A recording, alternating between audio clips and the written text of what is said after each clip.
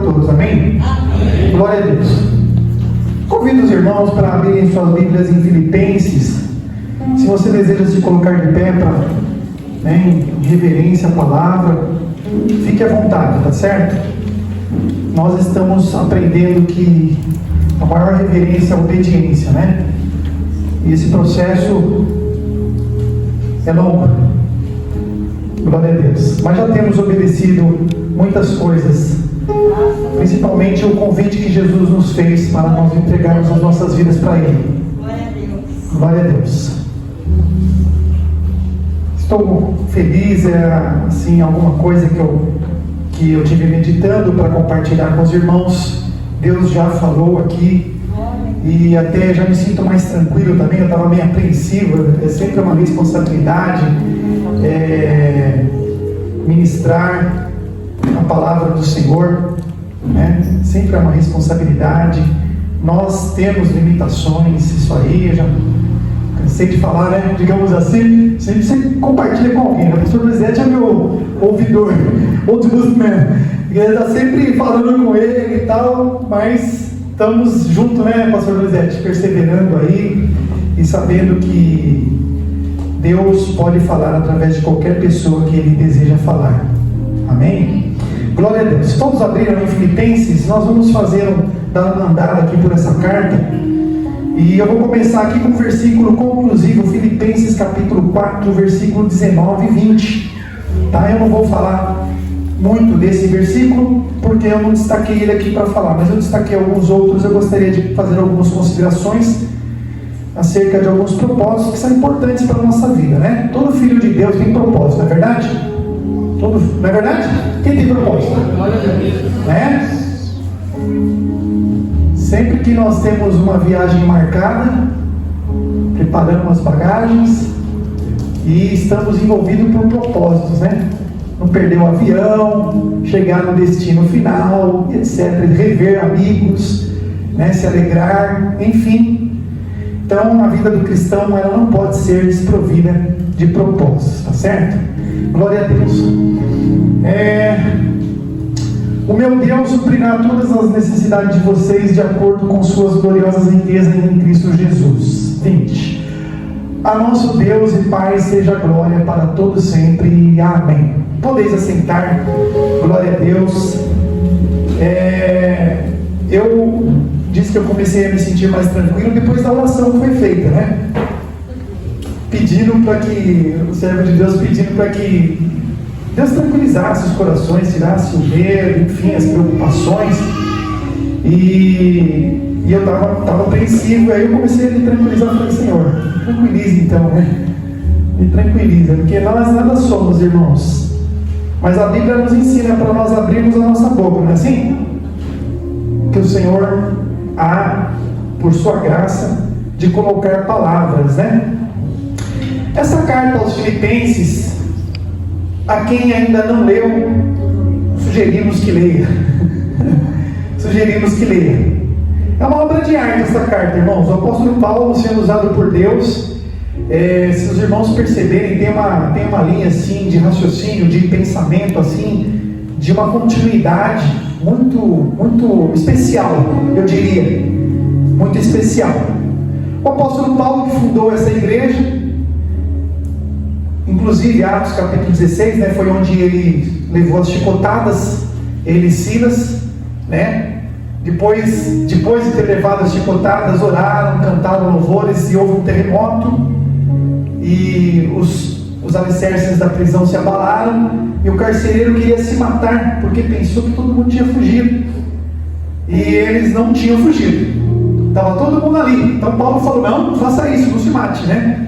Então ali o objetivo final de toda a pregação do evangelho é a salvação de almas, né?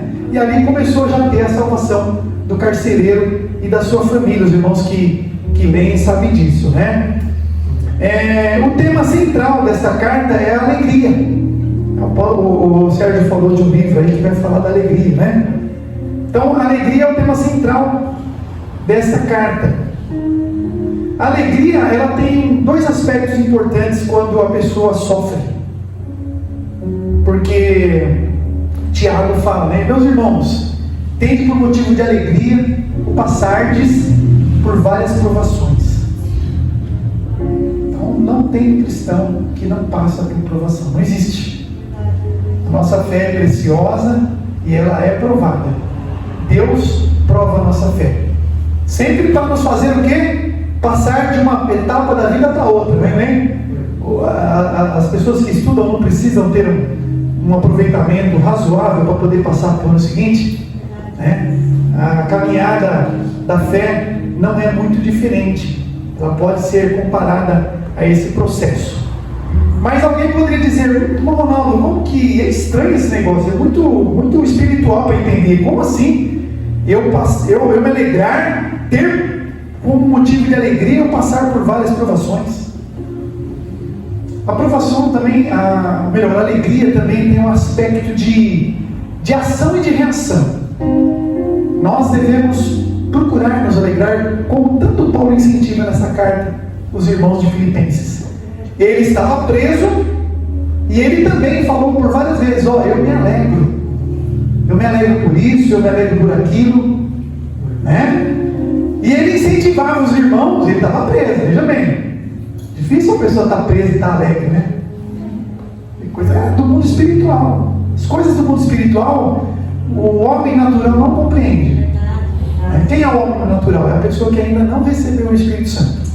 Mas nós recebemos o Espírito Santo. Então nós temos potencial para compreender as coisas do mundo espiritual. E Paulo falava para ele: alegrai-vos, alegrai-vos. Paulo falou repetidamente para eles: alegrai-vos no Senhor. Então essa deve ser a atitude, a ação do cristão, se alegrar sempre. E quando passar por provação, se alegre também. Há uma recompensa. E outra coisa, já desde o Velho Testamento, né? A alegria do Senhor é a nossa força. Quando nós estivermos passando por provações e nos lembrarmos que nós estamos passando por provações por causa da nossa fé, que por sinal, por ela estar sendo provada, é porque ela é verdadeira e genuína, é sincera, não é falsa. Ninguém coloca coisas falsas à prova, digamos assim, né? Nenhum metal precioso é colocado à prova se ele não for genuíno, não for verdadeiro. Tá certo? E Deus coloca a prova sim, porque Deus tem algo mais para nós. Eu já fui falar nessa noite de nós não ficarmos na superficialidade, né? Então Deus tem algo mais, por isso Deus nos prova. Então a alegria vai ser um antídoto para vencer este momento difícil de passar pela provação, porque o Senhor nos alegra, nos fortalece com a sua alegria, né? Como foi falado lá em Neemias, né? Capítulo 8, versículo 10, se eu não me engano, né? Então temos que ter isso em mente, que nós temos que procurar nos alegrar na presença do Senhor, né? Para nós lidarmos com as provações de uma maneira melhor e vencermos e sermos aprovados para a glória de Deus, não para a nossa glória, mas para a glória de Deus. Amém? Glória a Deus. Algumas considerações que eu gostaria de fazer, a parte dessa que eu já fiz. Filipenses 1,18, se puder ir colocando para os irmãos poderem acompanhar a linha de raciocínio, né? São propósitos que nós temos que ter na caminhada cristã, irmãos. Além desses, né? Estou destacando aqui Filipenses 1,18. Mas o que importa? O importante é que, de qualquer forma, seja por motivos falsos ou verdadeiros, Cristo está sendo pregado. E por isso me alegro. De fato, continuarei a alegrar-me. Então, o que eu quero considerar aqui, baseado nesse versículo, nesse contexto aí, Paulo está explicando para os irmãos o seguinte. Paulo falou assim: olha, ao contrário do que se esperava, a minha prisão contribuiu para a pregação do Evangelho. Por que ao contrário? Porque ele era o principal bandeirante do Evangelho, o principal arauto. É difícil para a igreja entender, mas como que Deus permitiu que Paulo fosse preso? Porque ele era a principal pessoa que Deus estava usando para pregar o Evangelho. Como pode? Então aí Paulo esclarece aos irmãos: olha, fiquem sabendo que ao contrário do que se imagina, ou do que se pensa, ou do que se cogita, a minha prisão contribuiu para a pregação do Evangelho. Porque os irmãos, tomando ânimo e coragem, ousam falar mais ousadamente do Evangelho. Então, a partir do momento que Paulo estava preso, tinha outros irmãos que foram despertados por Deus para pregar o Evangelho. Então, aquele trabalho que Paulo não estava fazendo naquele momento, né? Embora Paulo escreveu várias cartas da prisão, essa é uma delas, outras pessoas estavam pregando o Evangelho. E é importante considerar o seguinte: a gente vê também muito nessa carta a maturidade de Paulo. Ele fala aí sobre, não importa, né, se estão pregando com falsas motivações o Evangelho. Porque não importava isso. O Evangelho estava sendo pregado. O que isso nos ensina? Que nós também, que não somente pregamos o Evangelho, mas nós também que estamos recebendo o Evangelho. Por que Paulo fala em Romanos 1,18? Que ele não se envergonhava do Evangelho, porque o Evangelho era o poder de Deus para a salvação de todo aquele que crê. Então, o contato e a convivência com o Evangelho, disso depende o desenvolver da nossa salvação.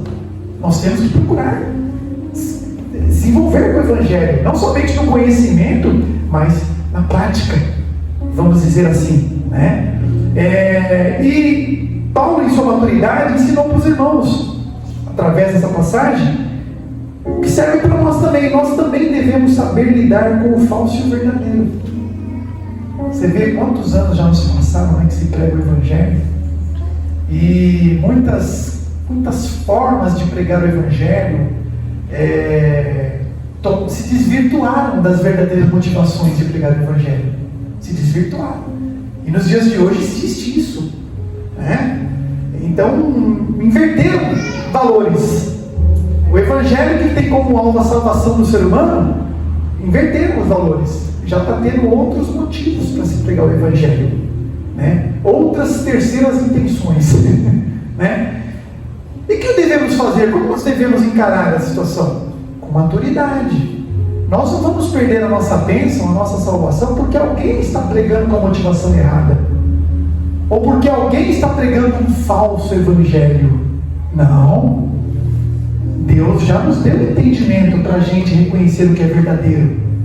Então nós não podemos ficar encalhado ou no marasmo ou preocupado porque tem alguém pregando um falso evangelho lá fora. Não deixa isso bloquear o seu caminho, não vamos deixar nada bloquear o nosso caminho. Nós temos um objetivo, nós temos um alvo a alcançar, né? Então não vamos levar em conta o falso ou o verdadeiro, né? Tudo é uma questão de tempo. Inclusive, um dos outros pontos vai falar sobre isso. Eu vou tornar a falar sobre isso. Tudo é uma questão de tempo. Tudo que é verdadeiro e tudo que é falso vai vir à luz. Nós seremos esclarecidos. Tá certo? Então é importante a gente não perder esse propósito. Ter sempre em mente isso. Não vou perder a minha bênção, não vou perder a minha salvação por causa do falso. Tá certo? Porque existe o falso.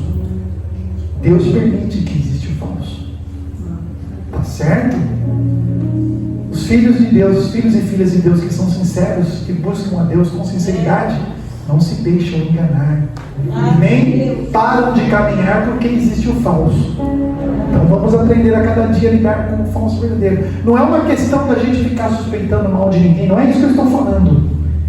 Mais para frente eu vou completar esse pensamento para eu não entender o que eu quero dizer. Mas não deixe o falso desviar o teu foco. Tá certo? Siga em frente, que tudo se esclarecerá com o tempo. Amém? Outra coisa, Filipenses 2,3, né? Por favor, se puder colocar para nós, Filipenses 2,3. Isso aqui é mais na horizontal, né? Mais nos nossos relacionamentos aqui. E nada façam por ambição egoísta ou por vaidade, mas humildemente considerem os outros superiores a si mesmo. Tá certo? Não é uma falsa humildade que Paulo está ensinando, não é uma falsa humildade, não é demagogia, né? Não é você falar o que você não é, né? Falar o que você não é. Não é isso que Paulo está ensinando. Porque na verdade nós sempre podemos ver no nosso próximo qualidades que nós não temos e perceber que nós somos menores, somos pequenos, tá certo? E isso ajuda a interação entre as pessoas, entre os filhos de Deus. Evita o orgulho, evita a soberba e evita a queda. Né? Então, é um propósito que nós devemos alimentar e cultivar na nossa mente. E se nós tratarmos alguém como sendo melhor que nós, pode ter certeza, isso não tem contraindicação. Tá certo? Desde que seja com sinceridade, é lógico também, né? Não pautado por bajulação, mas por sinceridade, por amor, por respeito, por consideração e estima. Isso é muito importante, tá certo? Glória a Deus. Terceiro, Filipenses 2:12-13. Essa consideração, além de ela estar no meio, né, que eu destaquei 5 pontos, essa é a terceira. Não somente está no meio aqui, como também é o central. É o mais importante. O resto gira em torno dessa consideração que nós vamos fazer, tá? Assim, meus amados, como sempre vocês obedeceram, não apenas em minha presença, porém muito mais agora na minha ausência, ponham em ação a salvação de vocês com temor e tremor, pois é Deus quem efetua em vocês tanto querer quanto realizar de acordo com a sua boa vontade. Amém? O que nós queremos considerar aqui? Paulo está falando da salvação, né? Ficou bem claro. E eu costumo comparar como a salvação é pela graça, nós cremos nisso, eu costumo comparar a salvação com uma caminhada, uma corrida, tá certo? Em que se leva algo de muito valor, que é o presente da salvação que Deus nos deu. Deus já nos deu esse presente, mas é de um valor inestimável. E infelizmente, tudo que tem um valor inestimável, existe o aspecto do ladrão, né? Existe o aspecto do ladrão. Os irmãos sabem que o ladrão é uma das formas ilustradas de dizer sobre o inimigo das nossas almas, sobre o diabo, né? Certo? Ele é ladrão, né? Rouba, quer roubar a nossa fé. A luz de Lucas, vai, deixa eu dar um paro bíblico aí. A luz de Lucas, a parábola do semeador. Jesus estava falando da semente, que é a palavra de Deus e tal. E Jesus falou assim, que aquela semente que caiu na beira do caminho, o pássaro veio e comeu. E Jesus, explicando a parábola, falou, ó, essa semente que caiu na beira do caminho, o ladrão vem, né, o diabo vem e tira aquela palavra, para que a pessoa não se salve crendo, por crer, porque crer é suficiente para ser salvo. Pela graça sois salvos, mediante a fé. Né? Então é bilateral, né? Deus entra com a graça e a gente entra com a fé. Glória a Deus. Então, nesse sentido, o diabo é um ladrão que quer o quê? Nos roubar esse presente tão valioso que nós estamos levando conosco, tá certo? Que é a salvação da nossa alma. Essa versão diz colocar em ação, né, a salvação. A atualizada diz assim, desenvolver a salvação. E a corrigida diz assim, operar a salvação. Às vezes é difícil para as pessoas compreenderem bem. Se a salvação é pela graça, por que ela, na Bíblia, ela se conjuga no passado, presente e futuro? Porque Deus quer que a gente permaneça. Quem já ganhou um presente de grande valor e no dia seguinte jogou no lixo? Eu acredito que não tem ninguém aqui que fez isso, né? Então é importante permanecer com o presente. Não se esquecer de quem deu o presente. Permanecer com o presente e cuidar do presente. Já pensou você ganha um carro zero e não tem os devidos cuidados com ele? Que valor você vai estar dando a esse carro? Né? A salvação vale muito mais do que muitos carros zeros. Tá certo? Então nós temos que, nessa caminhada, cuidar da nossa salvação, sim. Ela é garantida, mas nós temos que cuidar. Porque infelizmente já houve pessoas que não deram o devido valor e acabaram se desfazendo da salvação, né? Mas Deus continua de braços abertos, falando: ó, eu tenho salvação para te dar. A mim pertence a salvação. Deus fala assim: a mim pertence a salvação. Tá certo? Então é importante a gente considerar isso daí. E seguir avante, né? Jesus lá em Mateus 24, 12 e 13, né? Por se multiplicar a iniquidade, o amor de muitos se esfriará, né? Mas quem perseverar até o fim será o quê? Salvo. Será salvo. Então nós temos que continuar a caminhada e cuidar bem do presente da salvação que Deus nos deu, tá certo? Outro ponto, esse é o ponto central, irmãos, é o mais relevante, apesar de que, lógico, não há novidade nisso, mas não há nada mais importante que a sua salvação, tá certo? Outro ponto, 4 pontos aqui. Agora esse ponto vai complementar o que eu estava falando do falso do verdadeiro e tal, né? Filipenses 3, 15 e 16. Por favor. Glória a Deus. Filipenses 3, 15 e 16. Glória a Jesus. Glória a Deus. Todos nós que alcançamos a maturidade devemos ver as coisas dessa forma. E se em algum aspecto vocês pensam de modo diferente, isso também Deus lhes esclarecerá. Então somente vivamos de acordo com o que já alcançamos. Amém? Glória a Deus. A maturidade cristã, irmãos, é algo que não é tão simples alcançar. Porém, não serão só os crentes maduros que serão salvos. Amém? Deus salvará todas as pessoas que são justificadas por sua fé em Cristo Jesus. A maturidade envolve alguns propósitos de Deus. Por exemplo, lá em Efésios, Paulo fala que Deus quer o aperfeiçoamento dos santos para a obra do ministério. Na igreja tem vários ministérios, né? Então Deus conta conosco para nós trabalharmos na obra. E Deus sabe que para trabalhar na obra vamos precisar ter algum tipo de maturidade, né? Teremos que ter alguma maturidade, porque também não é algo tão simples, né? E nem é bom, de certa forma, que a obra de Deus não seja feita por pessoas inexperientes. Não é bom, né?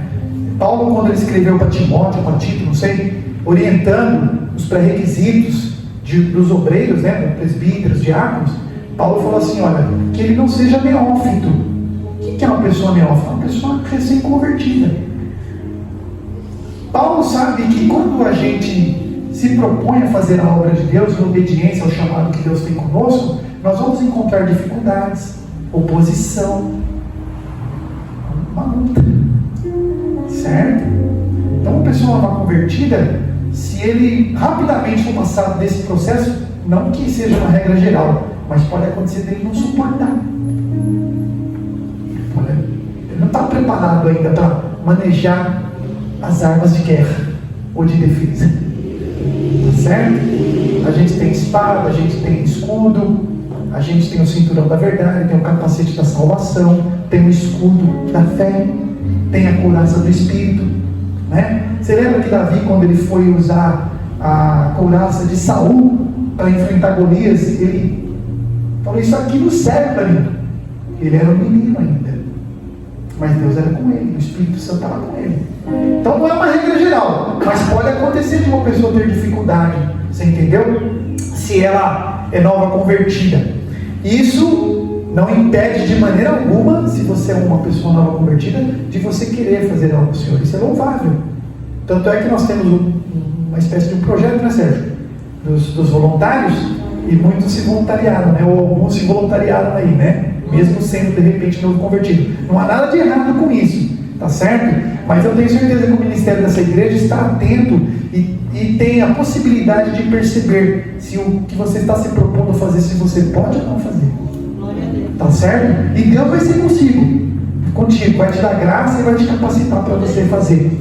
né? Se você estiver fazendo para a glória de Deus, Deus vai te capacitar sim, porque Deus, Ele procura, podemos dizer, pessoas que o queiram servir voluntariamente, espontaneamente, de coração voluntário, como diz a Bíblia, tá certo? Então é importante. Voltando aqui, né, nos propósitos, Paulo fala assim no versículo 15, né, que se alguém sente de maneira, ou vê de maneira, ou pensa de maneira diferente, para não ficar o quê? Preocupado. Por quê? Porque Deus tem compromisso de esclarecer os seus filhos, tá certo? Deus é luz, e nele não há treva alguma. Então Ele é o primeiro interessado, Ele que sonda os nossos corações, e que às vezes percebe que alguma coisa, que a gente teve uma má impressão de alguma coisa que aconteceu dentro da igreja, ou que alguma mudança não caiu bem aos olhos daquela pessoa. Então essa pessoa que num dado momento pensa diferente, ou entende diferente, ou tem uma visão diferente, tá certo? Não que a gente viva de revelação, né?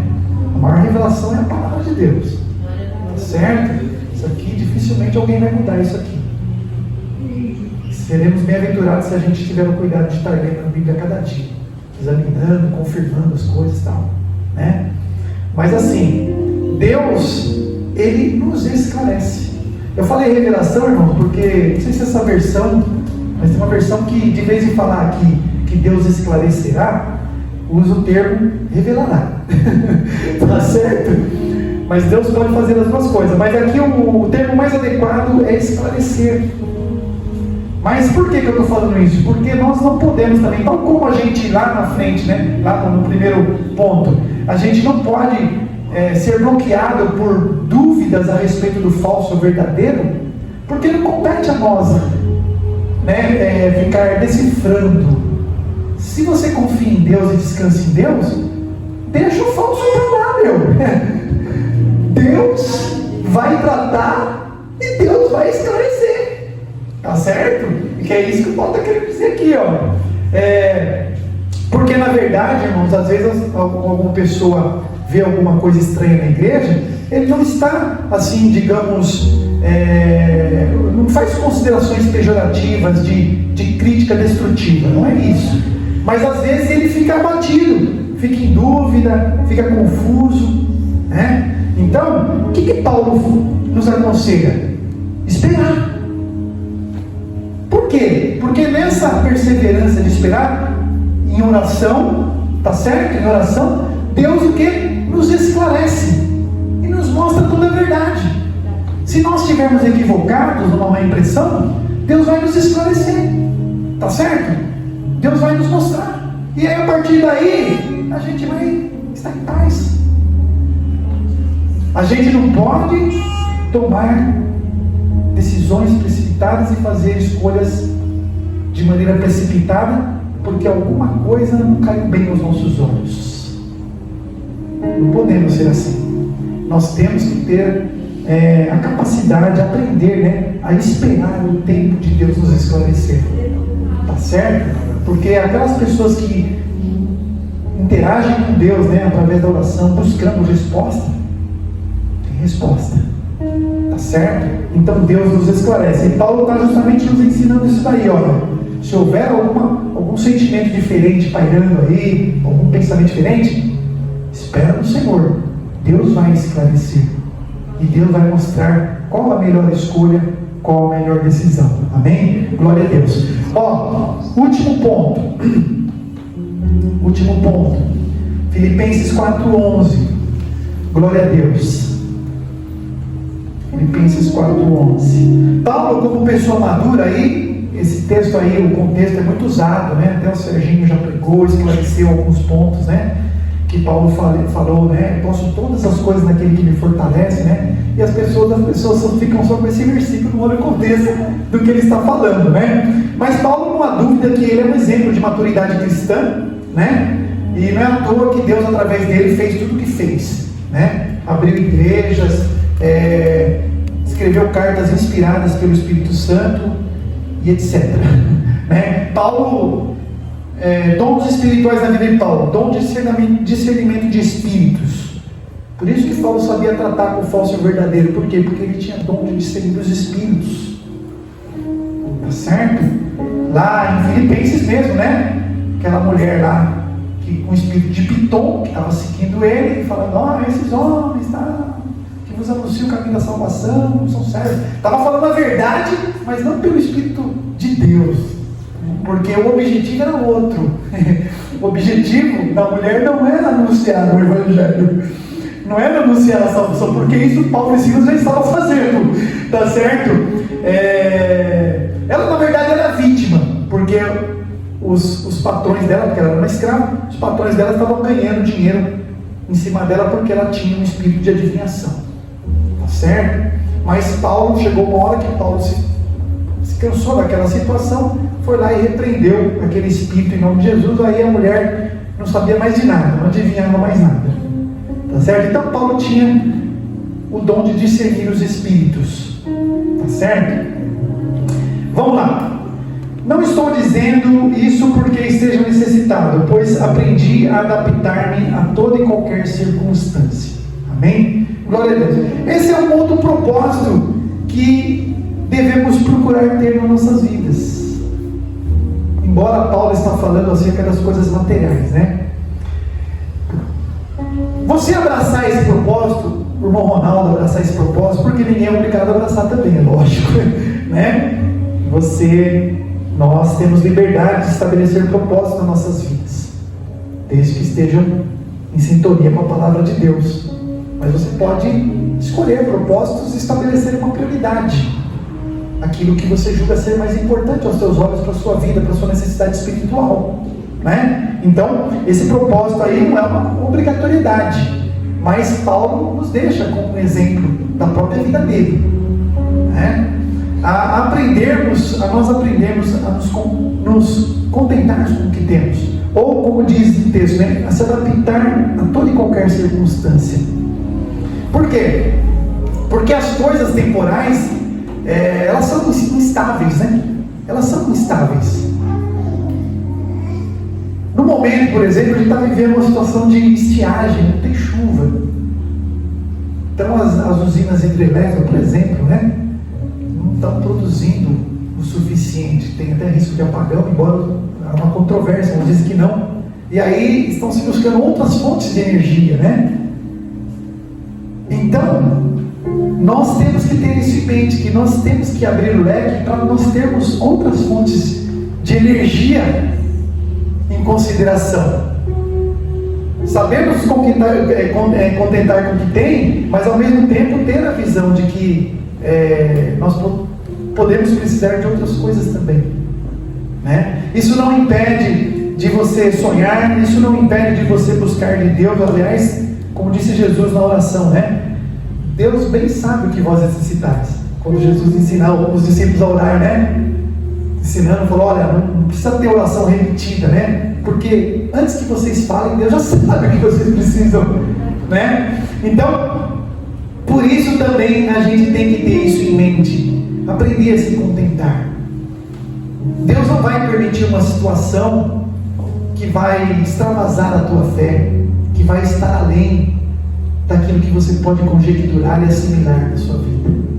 Deus não vai permitir isso. O presbítero Sérgio falou aqui da obra social da igreja, né? E a gente também tem esse pensamento de que nada falte na mesa de nenhum dos irmãos, né? Deus tem como prioritário essas coisas. Jesus, quando ele ensinou, ele estava ao mesmo tempo estabelecendo um compromisso com o seu povo, né? Olha as aves do céu, elas não plantam e não colhem, mas não passam fome. Olha para os lírios do campo, eles não têm tecelagem e nem lojas de confecção, mas nem Salomão se vestiu como um deles.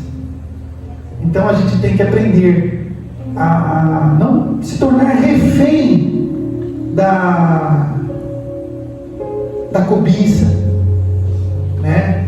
Ou de um querer desmedido das coisas, tá certo? Porque Deus, ele tem um compromisso em suprir nossas necessidades. E quando Deus permitia que a gente passe por um momento, que nem Ele permitiu que Paulo passasse por momentos de privação, ou de ter menos, Deus vai nos dar a capacidade de aprender a se contentar com o que tivermos. Tá certo? Porque Ele nos prometeu: não vos deixarei, não vos desampararei. Foi Deus que prometeu isso. Então também é um propósito que nós devemos ter em mente, não podemos nos esquecer. Tá certo? Isso não impede de você ser próspero. Se Deus já tem te dado prosperidade, glorifique a Deus pela prosperidade que Ele tem te dado, né? Compartilhe, não é assim? Mas esse propósito pode vir a ser importante nas nossas vidas em um dado momento. Se nós tivermos fé, nós vamos conseguir atravessar por ele, passar por ele, né? Como diz Tiago, passar por provações. Tá certo? Então esses são os 5 propósitos que eu tinha aqui para compartilhar com os irmãos. Que o Espírito Santo possa falar melhor, que você coloque aí no seu coração aquilo que você acredita ser bom e que ser de Deus, para a glória de Jesus, tá certo? Eu agradeço a oportunidade, em nome de Jesus, as palmas louvam o Senhor Jesus.